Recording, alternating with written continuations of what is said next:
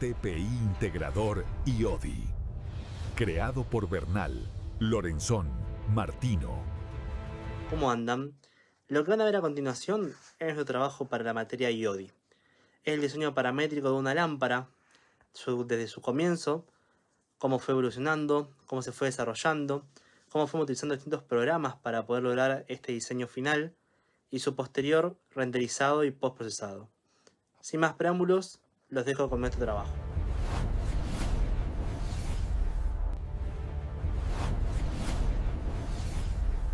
El trabajo empezó con la idea de hacer algo orgánico y paramétrico, por lo que empezamos a tirar formas y quedó esta hoja, y después la calcamos en el Corel y la pasamos al Rhino y que está en plano, por lo que empezamos a dar ciertos relieves usando los puntos hasta que quedó esta forma. Luego los unimos con un loft y lo extruimos a esa superficie para generar este volumen. Para que el objeto quede parametrizado, usamos una herramienta que se llama contorno. Te deja elegir en cuánto querés dividir un objeto, ya sea en el eje Y o X. Después de eso quedaría algo así. Acá tenemos la del eje Y y la del eje X. Una vez que tenemos esta figura, tendríamos que seleccionar la figura e ir a Tools y usar el Rhino Script, que es para hacer la división y los encastres de los dos ejes. Una vez que tenemos esta división, lo extruimos según la distancia que pusimos acá y nos quedaría ya la figura armada. Y acá estaría así.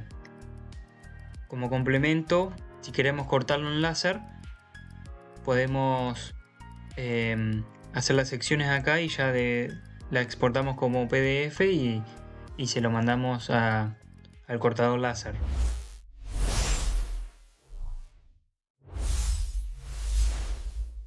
Otro de los programas que decidimos incorporar a nuestro trabajo práctico es el uso de Grasshopper.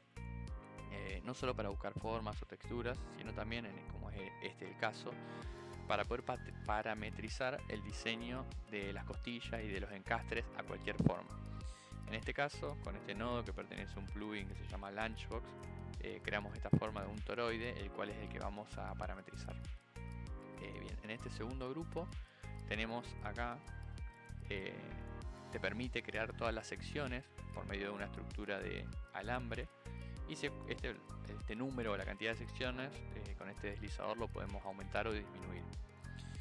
En este tercer grupo lo que creamos son las intersecciones, o marcamos las intersecciones de manera vertical de cada sección que nosotros ponemos en el deslizador anterior. Esto nos va a servir porque más adelante, en este cuarto grupo que tenemos formado, a estas líneas verticales le vamos a dar un espesor con este pipe. Acá le damos el espesor, en este caso lo tengo de 3 milímetros, pero con este pipe acá marcamos el espesor, que es lo que nos va a marcar el encastre que va a tener nuestro diseño paramétrico. Por ejemplo, más adelante acá creamos la superficie. Como ven, estas tuberías, estos pipes se intersectan en cada uno de las costillas que nosotros tenemos. ¿Para qué? Para en el último grupo indicarle que no lo corte y atraviese por completo, sino que solamente utilice una parte. Ahora lo vamos a mostrar. Perfecto. Entonces acá, como pueden ver, solamente esta parte del tubo es lo que me secciona, y lo mismo del otro lado, que es lo que nos deja el encastre ya automático. Yo modifico el espesor de un tubo, vamos a ponerle por ejemplo 8, que es bastante. Esto se va a agrandar, no solamente la costilla y el espesor, sino también el encastre.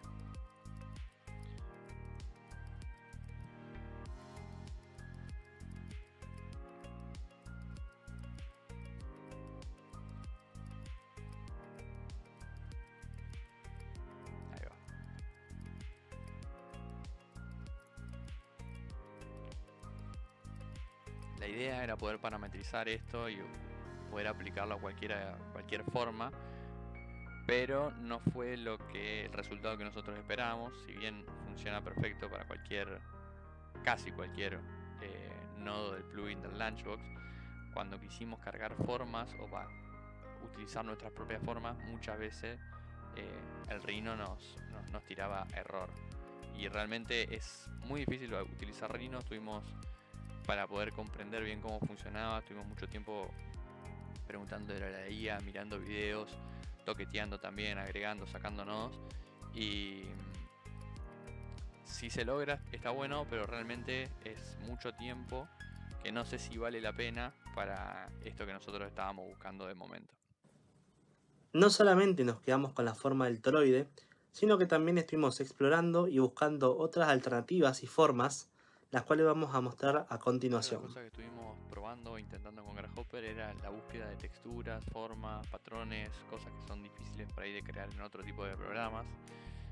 También que te da cierta libertad para modificar y ir viendo a medida que vas diseñando, y ver cómo esto se comporta, cómo se puede relacionar con otros programas. Bien, acá podemos ver algunos ejemplos de formas que estuvimos buscando con Grasshopper. Esta es una, esta es otra. Un segundo, me anda medio mal la computadora.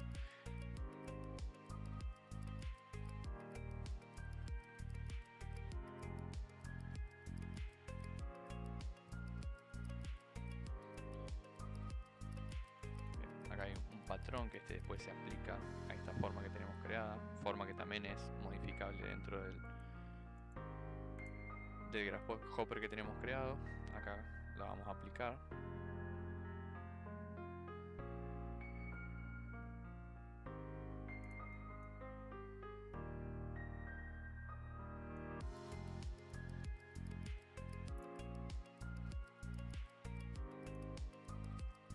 Acá tenemos otro intento más que teníamos. Tuvimos realmente muchas pruebas fallidas con Grasshopper. El problema de no entender cuál es el error muchas veces o no saber cómo solucionarlo te limita muchísimo a probar y jugar, sobre todo con tutoriales avanzados o de formas muy complejas que estuvimos mirando en YouTube. Realmente es complicado de manejar. También estuvimos probando patrones y no texturas perforadas, todo también aplicado a distintos tipos de formas que son modificables dentro del mismo Grasshopper, como puede ser esta o esta que tenemos acá armada. Son formas o texturas que son muy difíciles de replicar en otro tipo de programas. Es una de la versatilidad o la potencia que tiene Grasshopper, y es algo que queríamos utilizar y poder aplicar en otros programas. Esta forma que está acá es una forma que nos había gustado bastante. Son todas formas que íbamos buscando y pensando cómo podríamos incorporar algún otro producto. Bueno, más adelante vamos a ver cómo tratamos de trabajarlo en otros programas. Pero bueno, esta forma en particular tenía un problema, una dificultad, que es que este patrón que se forma acá, que es móvil dentro del Grasshopper, tiene las piezas separadas, no están en contacto, hay una pequeña separación. Y bueno, por medio de tutoriales y demás, como se puede ver acá, intentamos solucionarlo generando un encastre o algún punto de unión, pero realmente no pudimos solucionar este problema dentro de Grasshopper, por lo menos. Después en otro tipo de programas se puede generar un encastre, pero la idea era poder parametrizarlo. Esta es una de las últimas formas que estuvimos probando dentro de Grasshopper. Ya acá le estuvimos dando forma de pantalla de lámpara, que es algo que van a ver después, se va a mostrar después cómo lo aplicamos en otros programas. Bueno, son formas todas modificables, tamaño, acá también en la cantidad de veces que se repite el patrón. Son todas formas modificables que bueno, después exportamos a otro programa.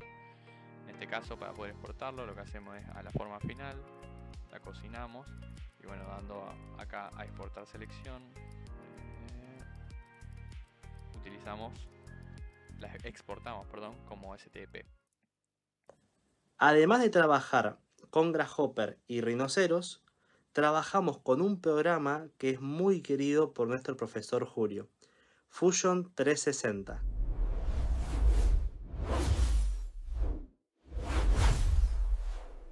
Acá ya estamos en Fusion. La idea era poder cómo se comportan estos modelos que diseñamos en Grasshopper, que los importamos en Fusion. Y bueno, vimos varias cosas. Por ejemplo, este modelo que tiene un patrón y perforado para colmo desde principio a fin.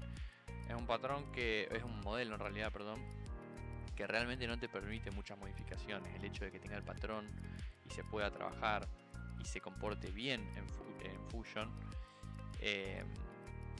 todas estas perforaciones te impiden mucho, te limitan mucho a la hora de querer seguir trabajando con este modelo.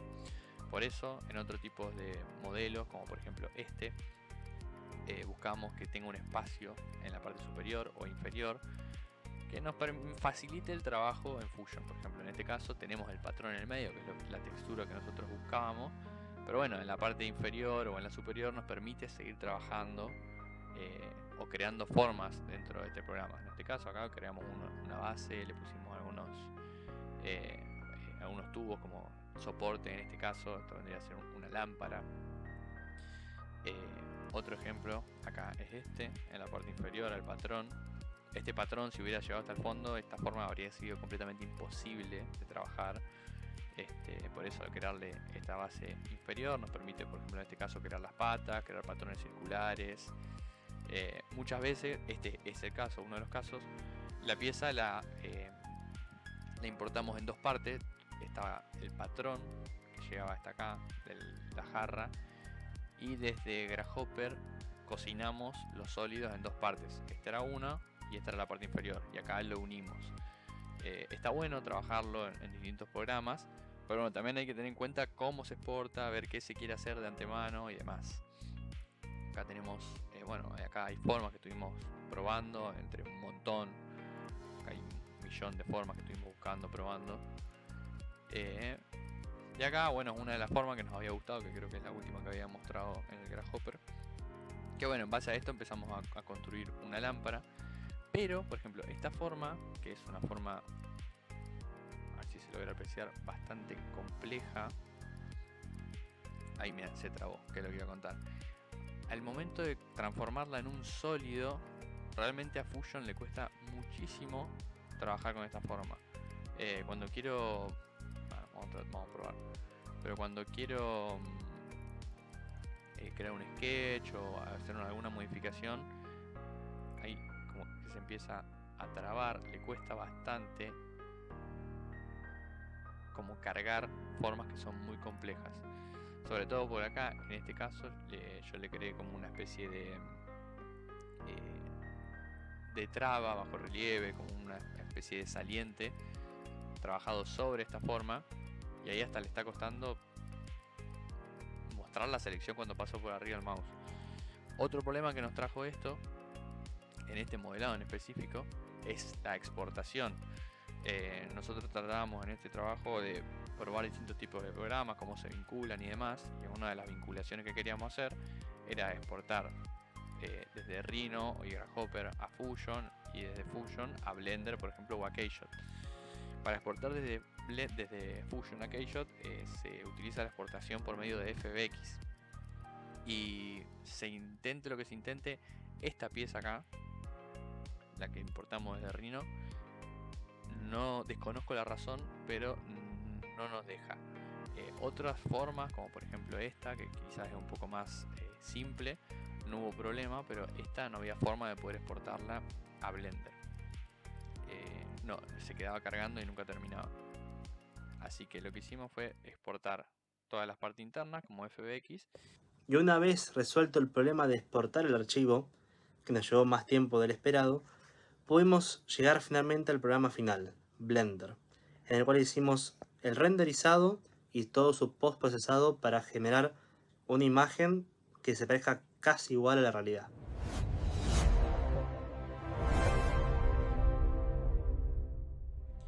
Bien, acá ya tenemos por último el archivo en Blender ya importado. Y bueno, como les había comentado antes, teníamos el problema de poder importarlo como FBX, que es el formato ideal para importar archivos en Blender. Así que lo que pudimos, sí lo importamos en este formato, que es toda esta parte del modelado. Pero la pantalla de esta lámpara, que no podíamos, lo que hicimos fue, bueno, exportarla desde Fusion como STL. Y le habíamos dado en un principio un espesor de 3 milímetros. Como pueden ver, como STL viene como media, se importa como medio roto el modelado, que no modifica tanto, pero a la hora de renderizado se notaba un poco. Y para colmo, nosotros, una de las ideas del trabajo práctico era comparar los motores gráficos entre Keyshot, Blender, cuál es mejor y demás. Jugar entre programas para ver cómo se relacionan entre sí y demás.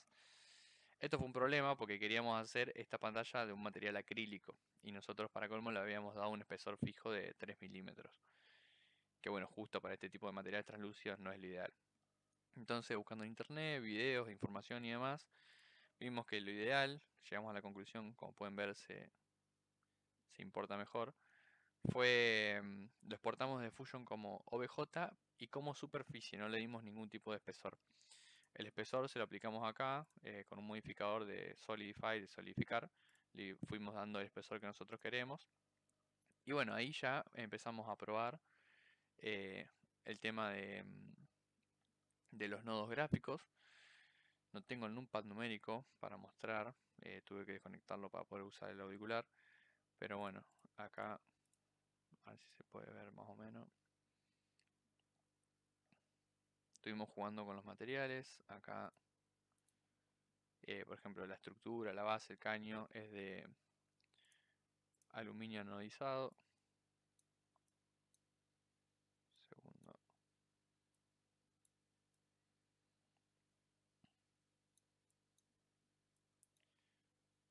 Se me traba todo, perdón. Pasa que se me quemó la computadora, estoy con la notebook.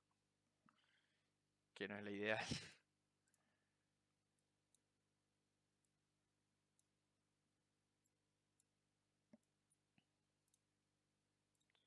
Tenemos acá el material de aluminio anodizado. Acá estuvimos probando con un material más acrílico, bastante simple.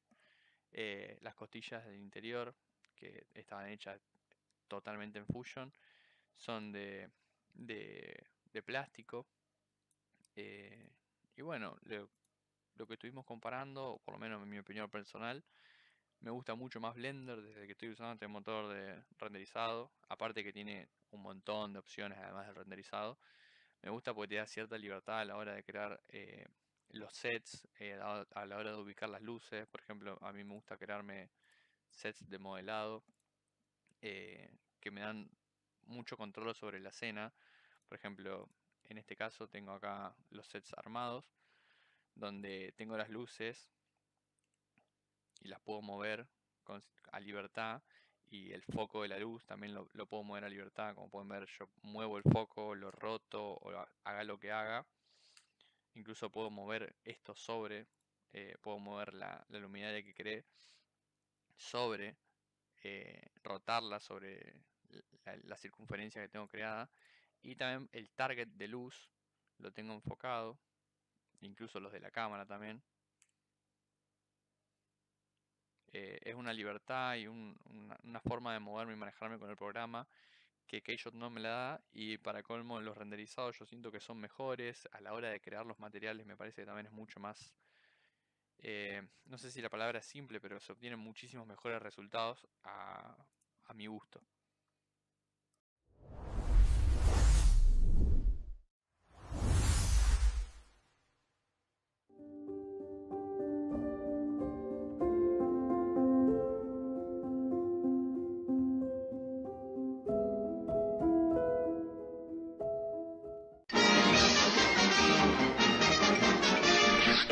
Eso es todo, amigos.